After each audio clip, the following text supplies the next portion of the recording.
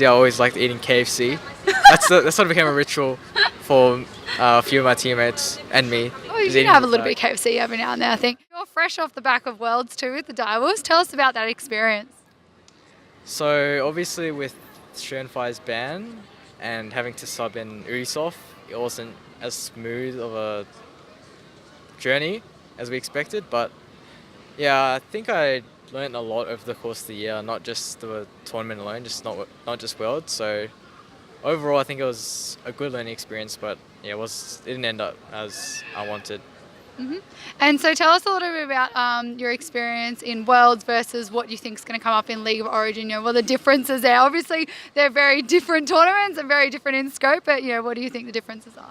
So when I play like domestically in Oceania, in Australia, there's actually a lot more pressure on Really? me because like I don't want to lose to these guys. I've been playing against these guys for like I don't know, years.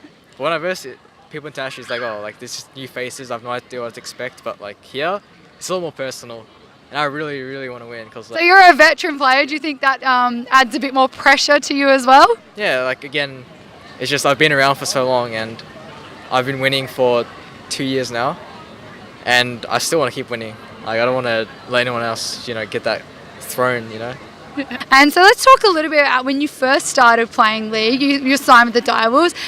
You're quite young when you started. I mean, you're still young now, but when you first started, you didn't even get a spot because you were underage. So tell us a little bit about that. So obviously, almost everyone that started playing League, they started when they were like, 14, 15, and I started real early. So when I was 13, and then by the time I became really good, or like good enough to compete, I was 16. So I was actually unable to play in tournaments, and the minimum age was 17. So actually, when I turned 17, which was February of 2015, OPL started, I think, 6 days after. So I actually became just of age to compete, and yeah, I just started off really early. Because you're still quite young now. Do you ever get asked, what do you want to do when you grow up? I've heard a lot from family members, what are you going to do after it's done? But I'm not too concerned about that right now because I'm not really scared of the future. I just more thinking about what it is, not fearing what's coming. Well, you got plenty of opportunities, and that was going to be my next question: is what do your family and friends think about you being a pro player? My family, I was growing up in a pretty strict household. Like my sister, the one I grew up with, was pretty good academically. All my my brother and sisters, the older ones, all went traditional path, like jobs, family. And then there's just me, the youngest one. I just played games, so it was sort of hard to convince my parents. But last grand finals, they watched me for the first time, and it sort of shows what I've been working on all these years. They finally got to see me on the big stage, the Rod Laver Arena. The name King, where does that come from? Your gamer tag? So my original, or one of my first names was Best AD Oz, and obviously that's not as clean, or not. It doesn't roll off the tongue as well. So a synonym for the best of something, or really good at something, I'd be the king of it. Yeah. So it went from King AD, which is my role, and then shortened it to King. Cool, I like it, and that's what you've stayed with for a while. And for any aspiring pro players out there, you probably get asked this a lot, but any aspiring pro players out there, what's your tips for those people?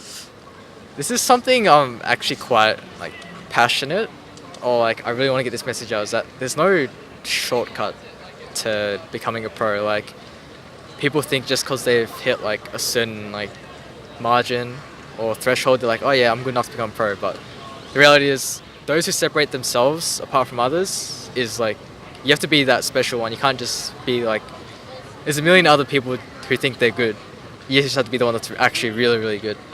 And that's how every pro has done it so far, and you aren't going to be the exception. You have to work harder than others and put yourself above the rest.